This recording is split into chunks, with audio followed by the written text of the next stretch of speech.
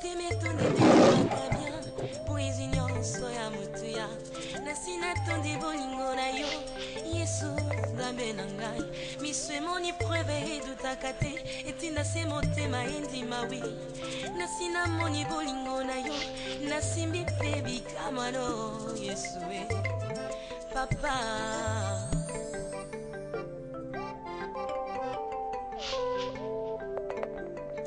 motema etondi nde elobaka bien poezi nyonso ya motu ya nasi natondi bolingo na yo yesu nzambe na ngai miso emoni preve edutaka te etinda se motema endima wi nasi namoni bolingo na yo nasimbi mpe bikamano yesu e papa na maboko naza nanu bebe oyo akokisi bamvula te azosenga na maboko naza nanu bebe oyo akokisi bamvula te azosenga babondelaka ye ntango nyonso oyo azolela nsima mikolo nazwi makasi kolobenginga moningano yango ezokamisa ngai nzambe moninga ya generatio na ngai te yango nga nandimi kolo yo moko tambwisa ngai nandimi kolo yo moko lakisa ngai nzela na matambelo onga nazali awa motema epeli moto ya bolingono nalingi natikala kaka na makolo nokolo onga nayetolaka nayokaka moto ya bolingono yesu na ngai okotana vina ngai otia bilemo ngai mwana nakomi olumba sola bonzambe na yo le parfum de bon odeur okotana vina ngai otika batrace ngai mwana nakomi olumba sola bonzambe na yo le parfum de bon odeur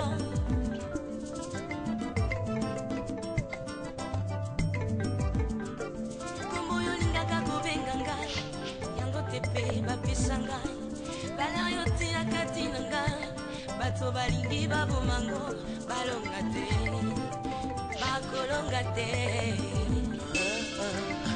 lelo bamosusu balobi Jésus-Christ aza Dieu bamosusu lobi balobi Jésus-Christ n'est pas Dieu. Qui a raison? Qui a tort? bamosusu balobi lelo soki babaptize yo au nom du Père et du Fils et du Saint-Esprit baptême eza malamu soki babaptize yo au nom de Jésus baptême eza malamu te bamosusu balobi au nom de Jésus eza malamu bamosusu balobi au nom du Père et du Saint-Esprit eza malamu te nani aza na raison bapasteur ekomi azosalisa campagne pembeni atie logo ya compagnie moko quelconque nakozala na nini me bato tosigné contrat na compagnie oyo le mosusu ya masanga intel ya sucre intel bakoma okima na sucre mpo masanga babiki ya mabe na signé contrat na compagnie wana me compagnie wana esalaka bawhiski esalaka babière me ya signé contrat na part ya basucre mosusu mpe asala fiche na ye atie yango atie azoprésente biso ole baprésente biso agneau ndenge Jean-Baptiste alobi présentez nous l'agneau bakoma présente biso le mosusu masanga moko to mpe mai moko basaleli publicité bapesaka modèle ya koluka mbongo te. J'incite pour tous les chrétiens qui sont partout dans le monde entier, croyez-moi que c'est bel et bien la princesse de l'éternel ambassadeur de Dieu, la sœur Tiffany Mokwa qui vous présente cette émission Table Sainte, une émission pour les hommes de Dieu autour de CG très capital. Voilà pourquoi je suis complet de joie de vous avoir nombreux. Pour aujourd'hui, je reçois pour vous un homme de Dieu très charismatique. Il est bourré de talents, mais je mérite tout d'abord prier et nous allons nous retrouver tout juste après.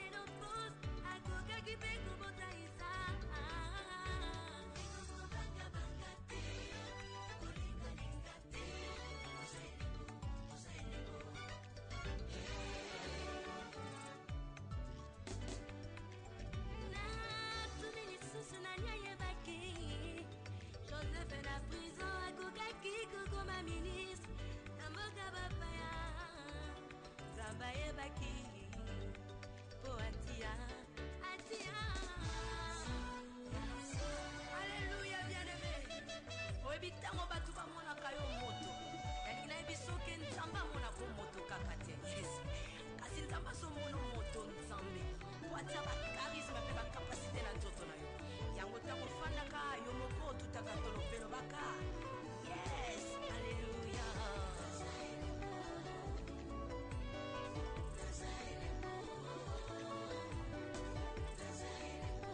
elembo nzambe na nzoto na ngai ezongingaki ezongingaki ezongingaki il y a trois personnages na mokili basusu bakelama mpo bazala baécrivain ntango mosala na bango kokomaka se bahistoire jamais bakombo na bango ekokota na histoire alleluya bien aimé nalingi na yebi soki mokili eza na makambo eza na bato misusu bamipesa mosala uniquement mpo batongaka balinga alinga Merci beaucoup, là, nous sommes déjà de retour. Je pense que cet élément fait plaisir à tous les hommes de Dieu, que j'aime beaucoup et que je respecte aussi avec vous. Je pense que la Bible me dit que je vais réussir. Avec Dieu, je serai affermi. Aujourd'hui, nous sommes autour de ces sujets. Faites ce qu'il vous dira. Faites ce qu'il vous dira. C'est le grand thème que l'homme de Dieu a choisi pour partager avec vous, enfants de Dieu, peuple de Dieu. C'est à la personne du pasteur ou bien le docteur, j'aime bien, on l'appelle bien le docteur Pierre Wapiti. Il nous vient de la Belgique et c'est lui mon invité spécial. Je pense que vous aviez suivi l'autre fois l'émission Table Sainte qu'on a pu réaliser avec l'homme de Dieu. Aujourd'hui, on est encore ensemble avec lui. Nous sommes vraiment richement bénis, bénis, bénis, bénis. Sans plus tarder, je m'en vais déjà dire bonjour l'homme de Dieu. Oui, bonjour. Comment vous allez? Bonjour Tiffany, ça va par la grâce de Dieu. Comment le séjour ici à Kinshasa? Bon, ça se passe à merveille par la grâce de Dieu. Déjà un mot pour le téléspectateur.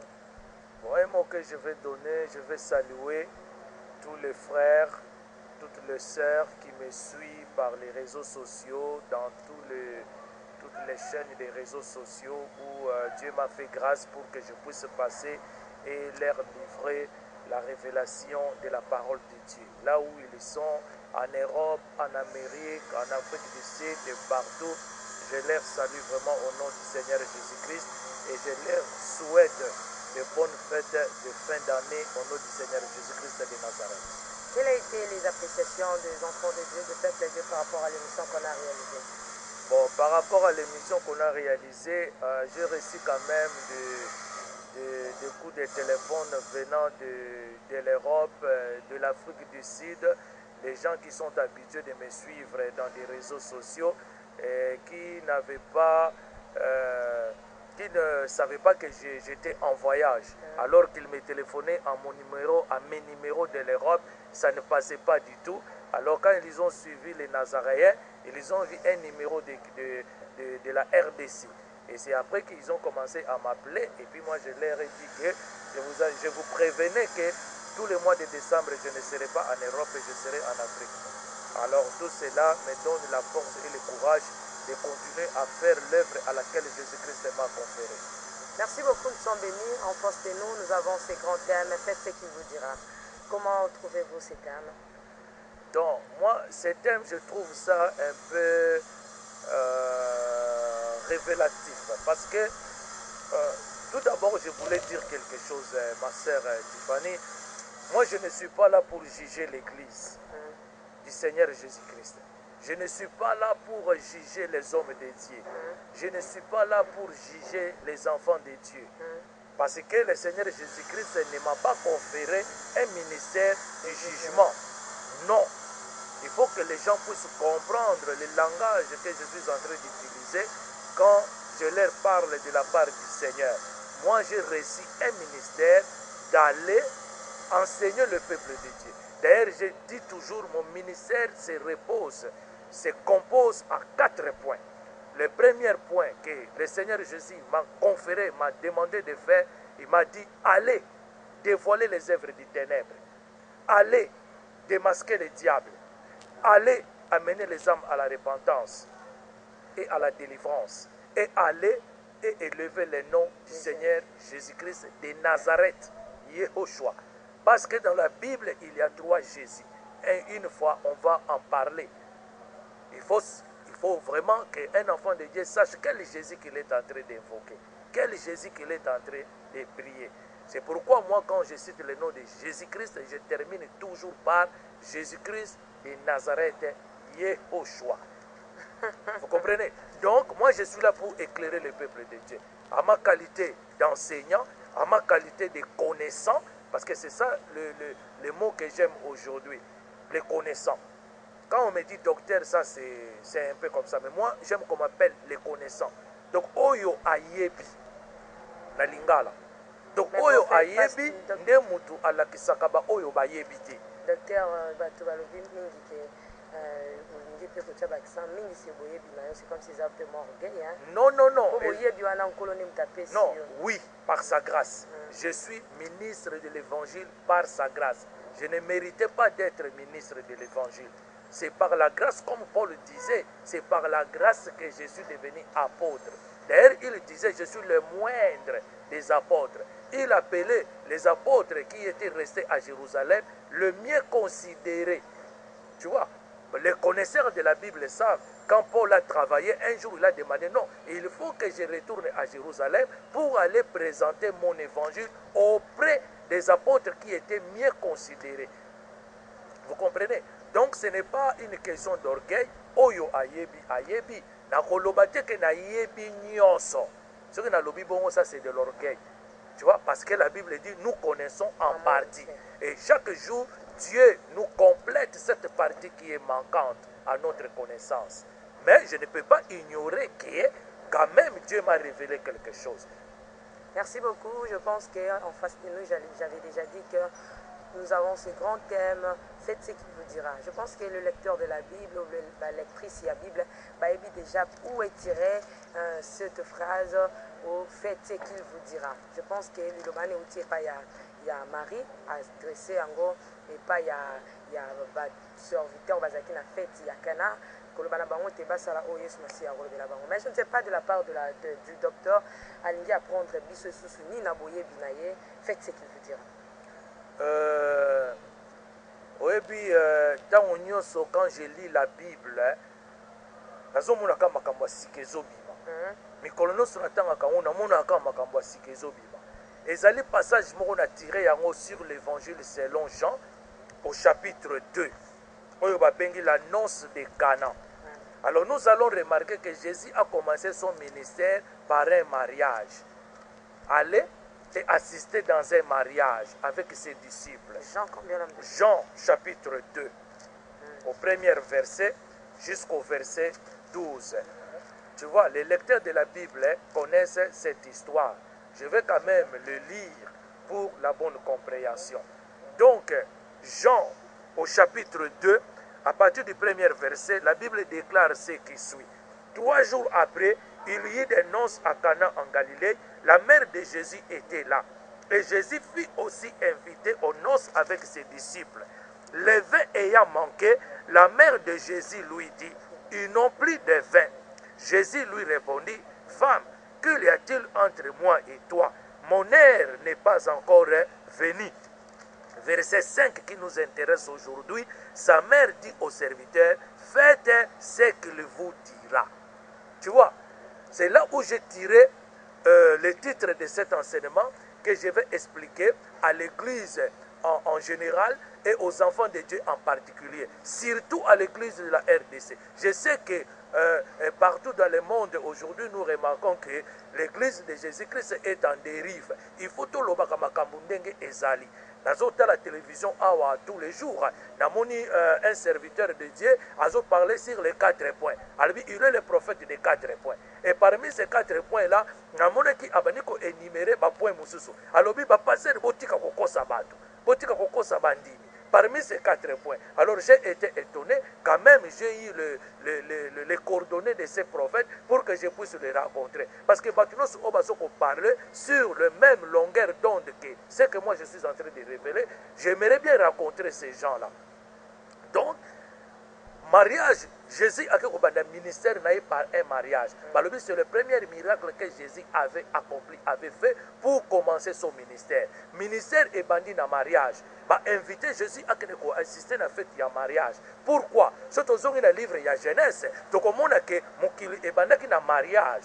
Où Nzambe a vu Adam, a vu Ève, a s'engagé sur le lien de mariage. Tu vois?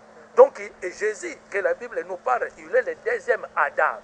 Le premier Adam, la Bible dit, il était une âme vivante. Le deuxième Adam, qui est Jésus-Christ de Nazareth, était un esprit vivifiant. Donc, mokolo mususu tokolinga to expliquer nuance oyo ba père de l'église batiaki na kati ya Biblia. Donc Jésus a na mariage wana toye komona nini? Toye komona une femme qui est dénommée Marie qui était sa mère. Et ça c'est très révélatif.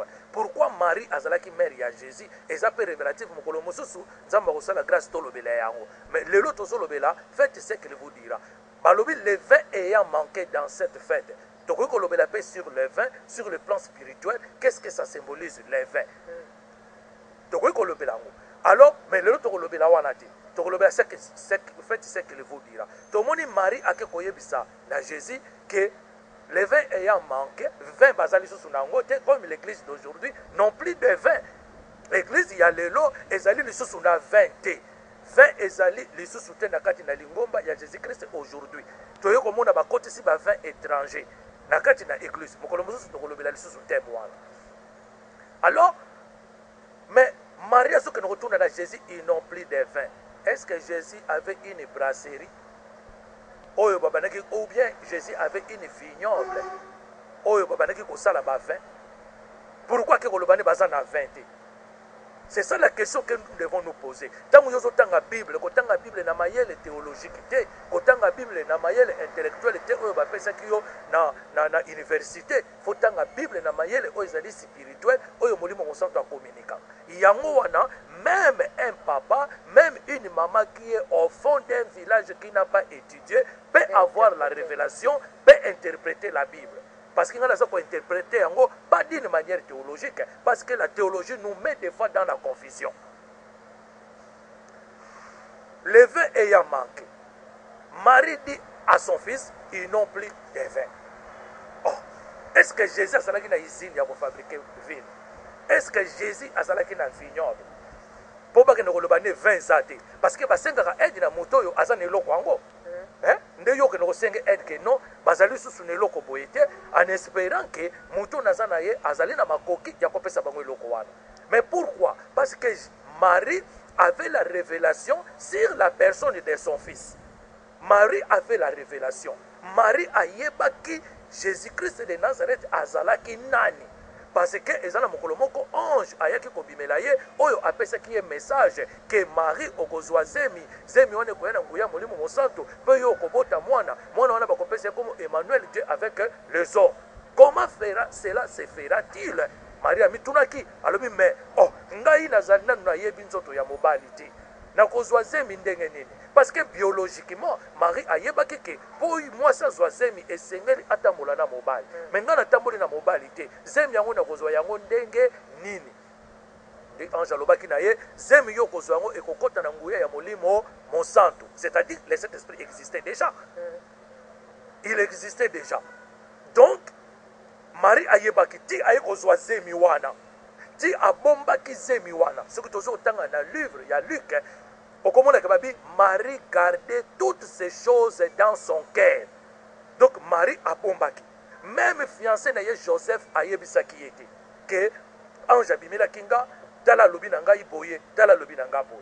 Mais comme yako kama lokola zemi ebomba makate Joseph atala boye moi si zemi.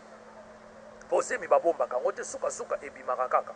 Alors Joseph akamwa ki alobi mais ndenge nini ngai na yo nano totambuli libala te yo ke kozwa zemi ndenge nini? Oh, c'est-à-dire tango ngana kenda kosala musala na ngai ya charpentier yo tango yo tikalaka na ndako osala ka zunguluke. Donc tu déconnes ou tu as déconné. Ce soir, le même matin, tu vas retourner chez vous. Okozonge pa ya noko na yo Zacharie. Parce que batu esengeli ba yebaka pena nous d'où provenait Marie.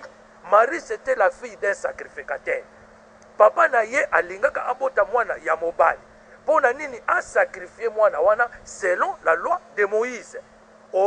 À l'Exode chapitre 13, au premier verset, que tout l'enfant mâle sera consacré à l'Éternel. Mais il y a qui kosala que Marie ayi kobota maman na Marie ayi kobota mwana ya mwasi.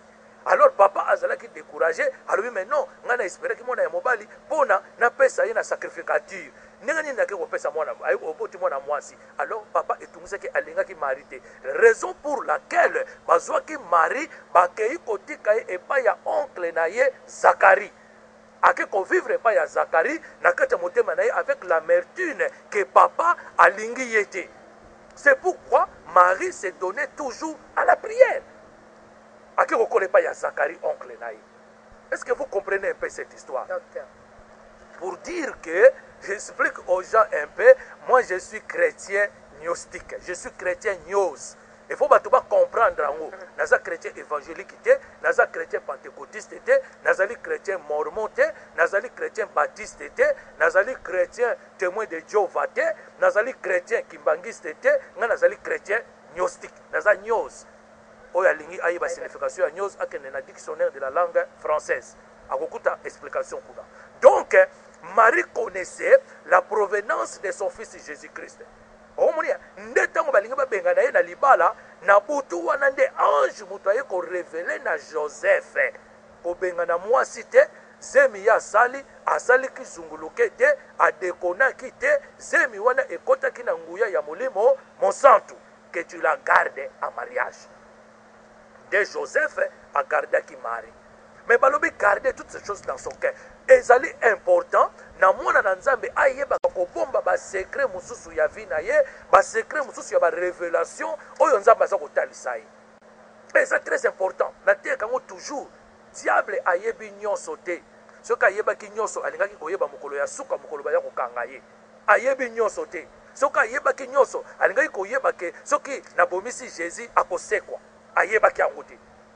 Ayeba ki yango te. Pour na soki muta kufi akufi terminé. Science ya résurrection. Satan ayeba ki yango te. Et il y a des fois biso moko tokendaka ko informer Satan. Na ba projet na biso na ba makambo ya ba vie na biso et Satan a eu information. Yango no moni mboka fo ezala makasi esengeli ezala na service de renseignement ya makasi. Et bamboka lokola ba États-Unis d'Amérique, bamboka lokola ba Israël, o ezali na service de renseignement très efficace, ba tiaka mbongo ebele pour na service de renseignement. Pourtant bango ba kozoba renseignement ya adversaire, ne ba koyeba ko combattre pe ko détruire adversaire. Nde omuni sikoyo Marie qui avait Marie ça veut dire l'église qui a reçu la révélation sur la personne de Jésus-Christ. Il y a des églises, trois même. Marie, c'est le symbole de l'église de Jérusalem. L'église qui avait la révélation sur la personne de Jésus-Christ. Le nom de Jésus-Christ, c'est Dieu. Jésus-Christ n'est pas Dieu. Qui a raison? Qui a tort? Ceux qui sont baptisés au nom du Père et du Fils et du Saint-Esprit, battez-moi des âmes à l'âme. Ceux qui sont baptisés au nom de Jésus, battez-moi des âmes à l'âme. Au nom de Jésus, des âmes à l'âme. Au nom du Père et du Saint-Esprit, ils ont raison. Donc, il y a le problème, il y a révélation. Révélation, il y a le secret. Secret. Donc, nous, Marie, comme il connaissait la provenance de Jésus-Christ, comme il connaissait le père biologique de Jésus-Christ, lui-même ne peut pas être fils et père en même temps. Donc, développer un ami Colosoya. Il ne peut pas être père et fils en même temps. Il ne peut pas être créateur et parole en même temps. On est allé manque de révélation. Marie a écoyé un serviteur. Faites ce qu'il vous dira.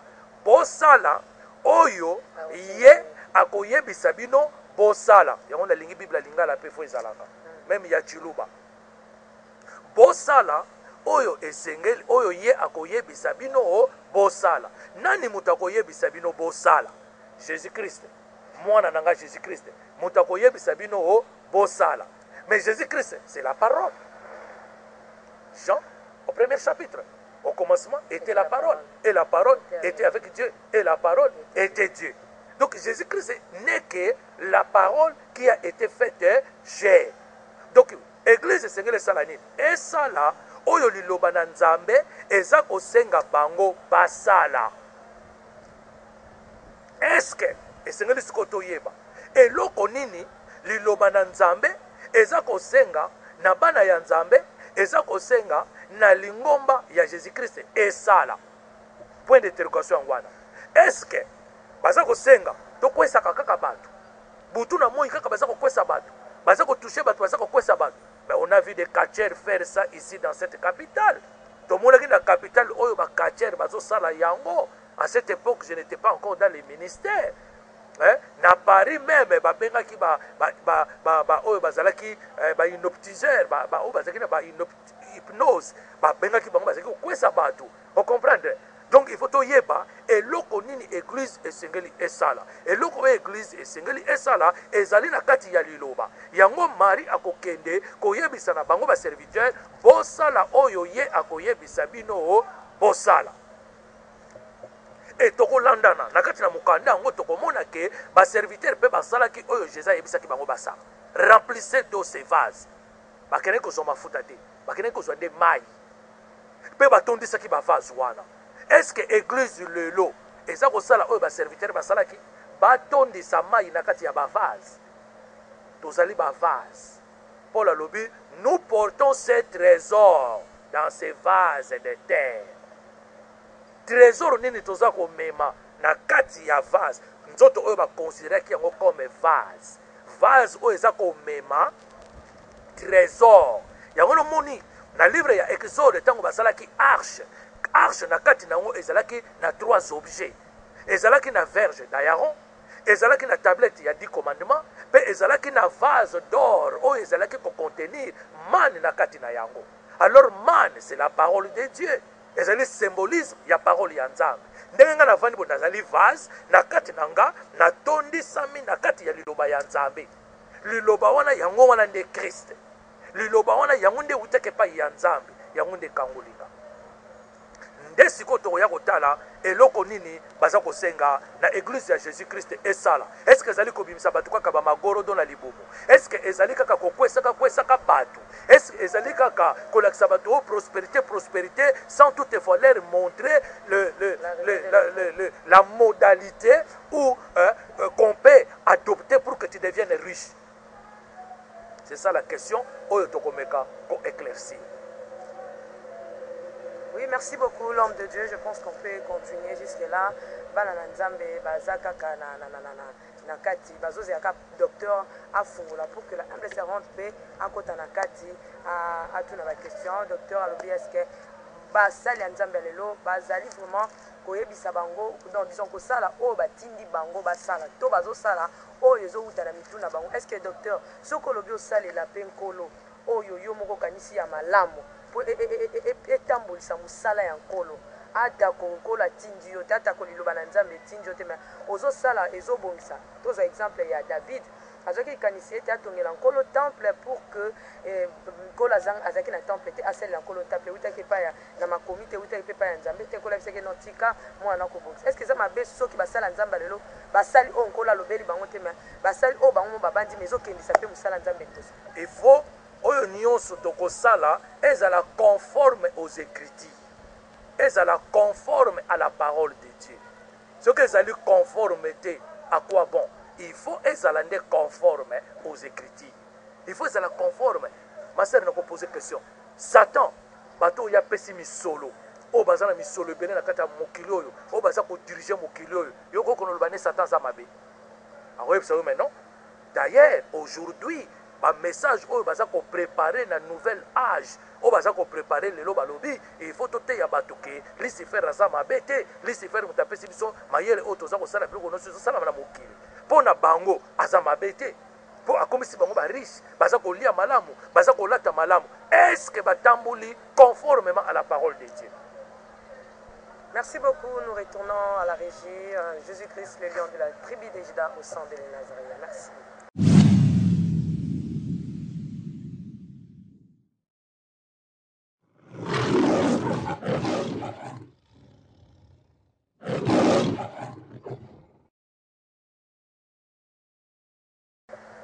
Merci beaucoup. Là, nous sommes déjà de retour avec le docteur Wapiti Pierre. Docteur, nous continuons déjà. Donc, tokomona oezali faites ce qu'il vous dira. Bosala oyo ye akoyebisa bino bosala. Ye nani?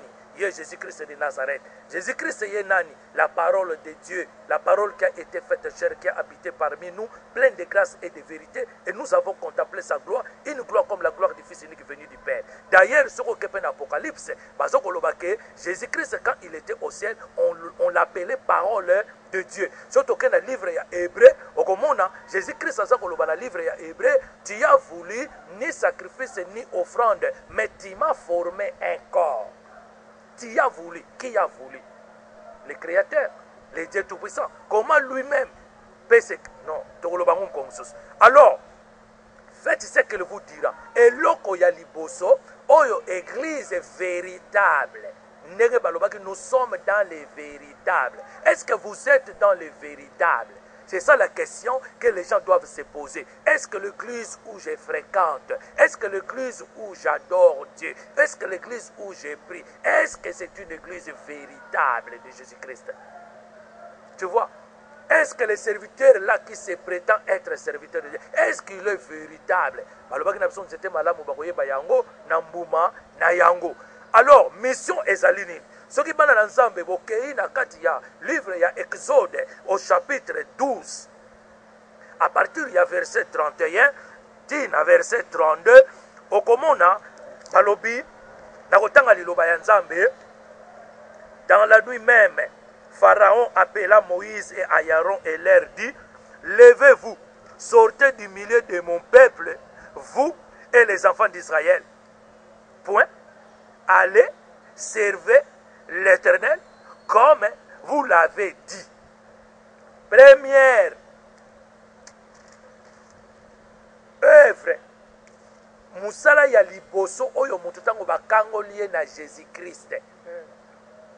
Ezali akende sikoyo ko servir Nzambe na ye. Parce que bakokaki ko servir Nzambe te en étant en esclavage, en étant esclave. Parce que l'esclave n'a pas sa conscience propre. L'esclave fait ce que le maître lui demande de faire. Lui n'a pas sa conscience propre. À quoi il faut réfléchir, à quoi il faut canaliser, à quoi il faut raisonner que l'homme n'a pas sa boye, l'homme n'a pas sa boye. Yé a ko sala kaka, oyo maître na ye a ko banda ko senga ye o asala 24 heures sur 24. O ko servir Nzambe ndenge nini. Tango yo zali na esclave ya diable. Tango yo zali nanu esclave ya biloko ya mokili oyo, ozali nanu esclave ya mokili oyo, oko servir Nzambe ndenge nini? D'abord esengeli okangolama na maboko ya diable, okangolama na maboko ya mokili oyo. Sima na yango osimba nzela okende ko servir Nzambe na yo. Ça c'est la première mission. Faites ce qu'elle vous dira. Bokende ndenge bokangolami, bokende sikoyo ko servir Nzambe na bino. Bokende ko sala eloko mususu te. Bokende ko koma ba commerçant te. Ba serviteur de Dieu ba komi ba businessman, ba komi ko sala business, ba komi ba commerçant, ba tondi mbongo ebele, oko servir Nzambe susu ndenge nini. Okomi ko contrôler mbongo kuna koti combien, kuna ba détourner combien, kuna intérêt escroquer combien. Moyen o servir Nzambe susu malamu ezalité. Yango no moni mingi bazalaki na bonne voie, mais na souci ya ko servir Nzambe na mokili oyo batombe. On ne peut pas servir 2 mètres. Docteur, merci beaucoup. Le rôle du Cambia, il y a commerce. Toloba, même. Torosenga, Toloba.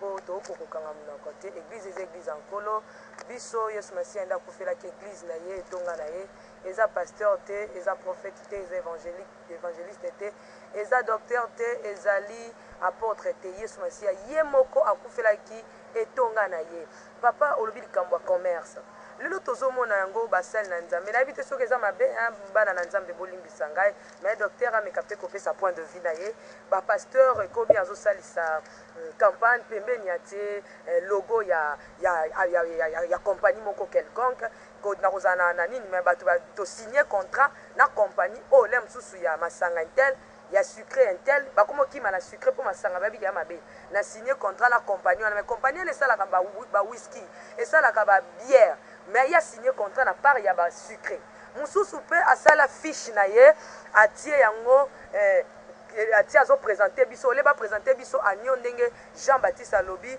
présentez nous l'agneau bakoma présente biso le mosusu masanga moko to mpe mai moko basaleli publicité papa ezaka modèle akoluka mbongo te.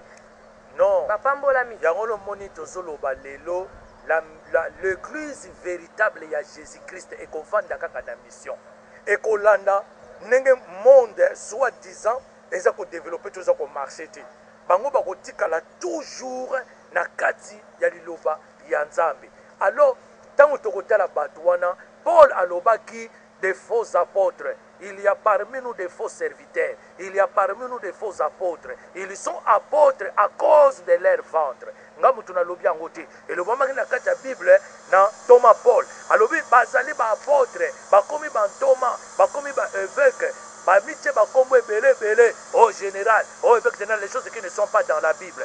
Bato wana bazali bato bakotisi mobulu na kati ya évangile pe na kati ya église ya Jésus-Christ. Bato wana bakomi ko servir libumu na bango fo azwa ba contrat ya ba publicité kili pona atondisa libumu na ye azwa misolo pe atondisa libumu na ye. Vous comprenez? Donc bato na bazali bato ya yiki tango ngala za otamla na kata capitale sita. Donc alobi na bango lobi bokende bosala na mokili mobimba ba ye kolina ngai. Alobaki te bokende osala ba chrétien parce que il y a une grande différence entre être chrétien et être disciple. Jésus alobaki komo ya chrétienté. Jésus alobi komo ya disciple. Donc bokende kosala na bango bazala ba yekoli. Ba oyo ba vandi auprès des maîtres en train de suivre sa discipline. Donc ba vandi pene ya molakisi pe bango baza ko yekola oyo molakisi akotalisa bango. Nde bango pe na sima bakokoma pe balakisi.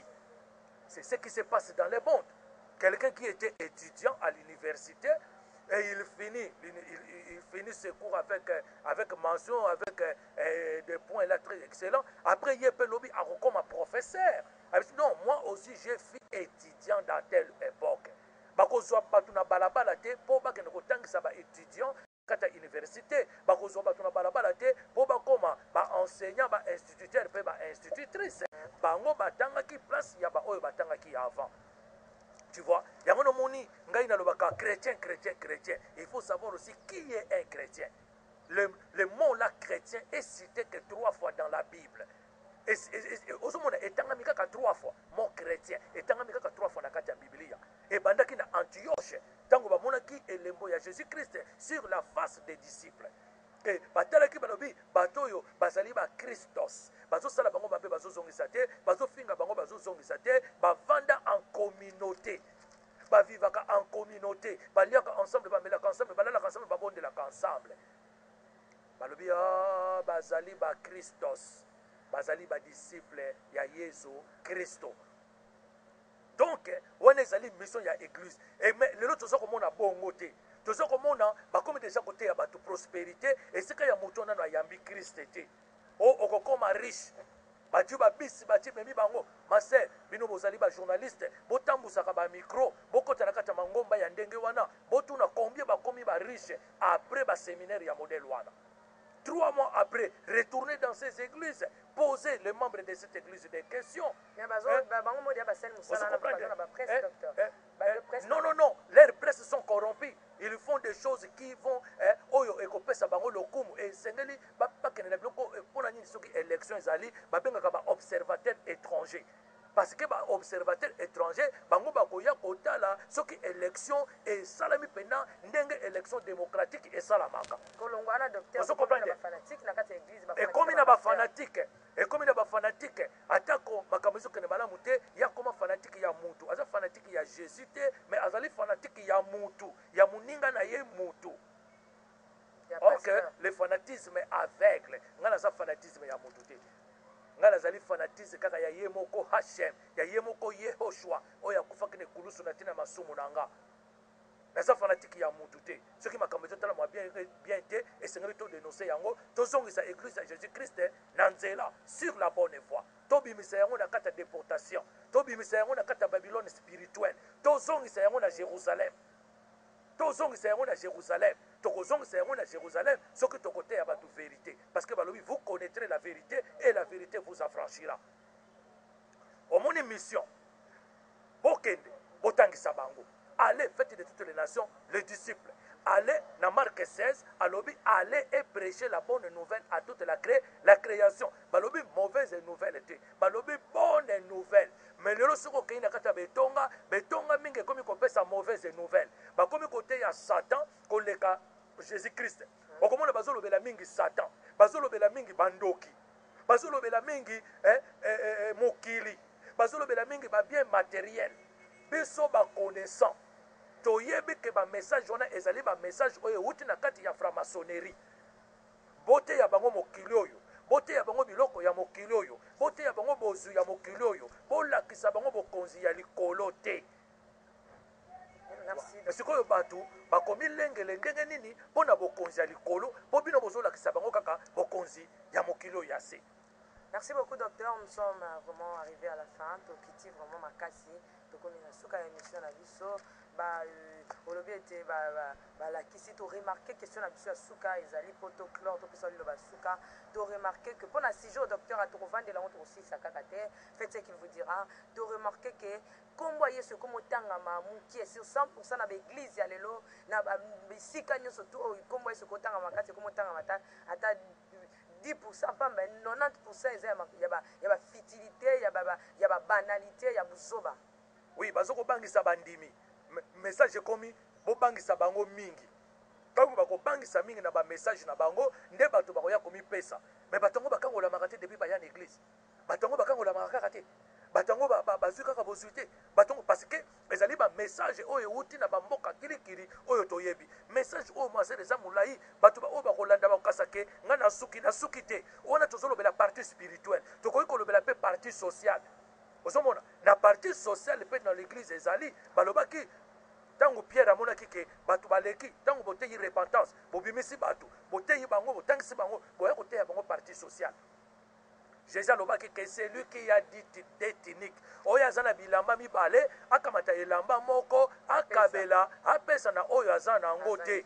Banazarayen baza kozala na elamba kaka moko, badisciple baza kozala na elamba kaka moko, Jésus-Christ aza kozala na elamba kaka moko, sandale moko, soki epasuki nde azwi mususu bapaster baza na bajibisa yango nomoni likambo wana toza kotelemela sikoyo aza na bozwi azokabela kokabola yango na babola oyo baza na ye na kati na lingomba te aza na bilamba ntango soki interpretere na ye otali sapato alati sapato ese mwangana me ye alati sapato eza kongenga aza kokipe meme interprete na ye te interprete alati costume eza susu costume ya kolata te me ye alati costume aza kolakisa na bagrife na yango me interprete aza kointerprete yo aza na voiture bandimi bazokende na église na makolo bamama na bana bamama na bazemi na babebe aza komema bango na voiture na ye te alobi voiture na ngai eza na onction lokuta na bango Jésus alobaki bokende kabola oyo oza nango na ba oyo baza nango te ntango jeune homme riche atunaki Jésus alobaki na ye alobi kende teka biloko nyonso oza nango kamata misolo wana kabola yango na ba oyo baza nango te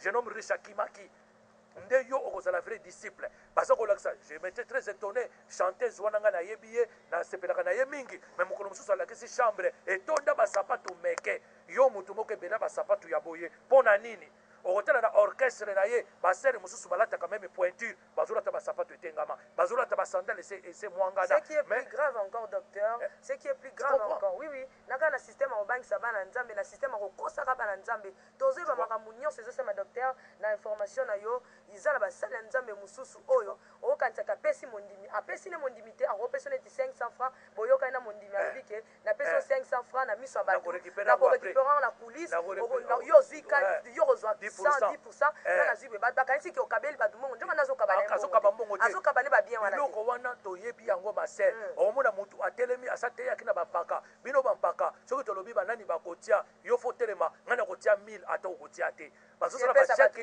epesa bato mosusu courage bazosala bacheke sans provision baza kopesa nasali cheke ya 2000 oke cheke wana eza sans provision akorécupere yango après maser tofungula misu mpo mboka na biso Congo démocratique etelema totika bapaya bayi kokotisa mobulu na kati ya évangile bake na Nigeria bango bakasaki Nigeria eza Jérusalem Nigeria eza Jérusalem te ekotisi basaleli ebele basalaki na bonne voie ekotisi bango na makambo ya yikiyiki parce que Nigérien Ghanaian lobi église ezali business baye awa kotoka mbongo oyo evandi na kati ya mboka na kati ya mabele ya bakoko na biso bazonga nango na Nigeria batonga nango ba immeuble batonga nango ba makambo kilikili. Merci beaucoup, docteur. Nous sommes arrivés à la fin.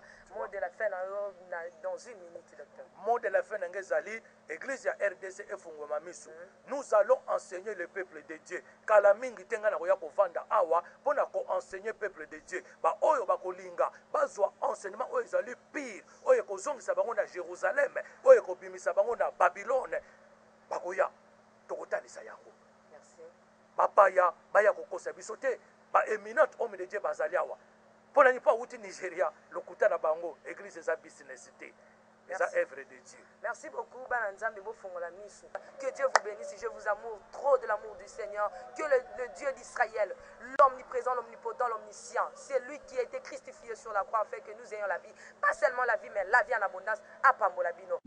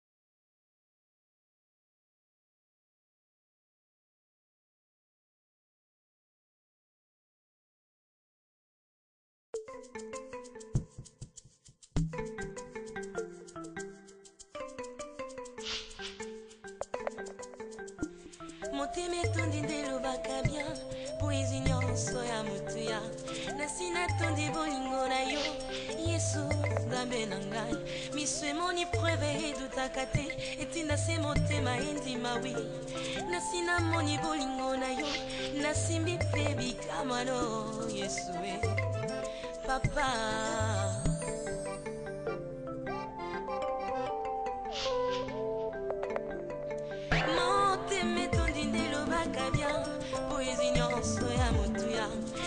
Natondi bolingo na yo Yesu nzambe na ngai miso emoni preveri tutaka te etinda se motema endima wi nasi namoni bolingo na yo nasimbi mpe bikamano Yesu papa na maboko naza nanu bebe oyo akokisi bamvula te azosenga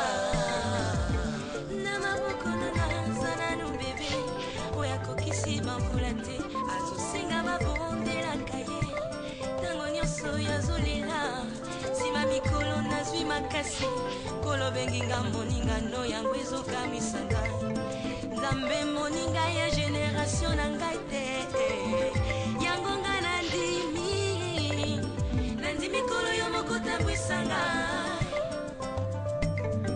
nandi mikolo yo moko lakisa ngai nzela na matambelo motebebeli moto abolingono nalingi natikala kaka na makolo nokolo mpunga nayetolaka nayokaka moto abolingono Yesu na ngai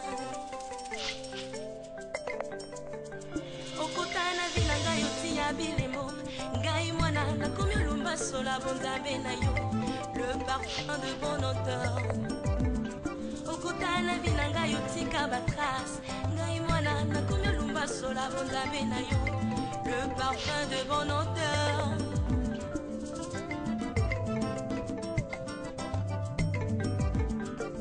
kombo oyo olingaka kobenga ngai yango te mpe bapesa ngai baler yo tiaka tina ngai bato balingi babomango balonga te bakolonga te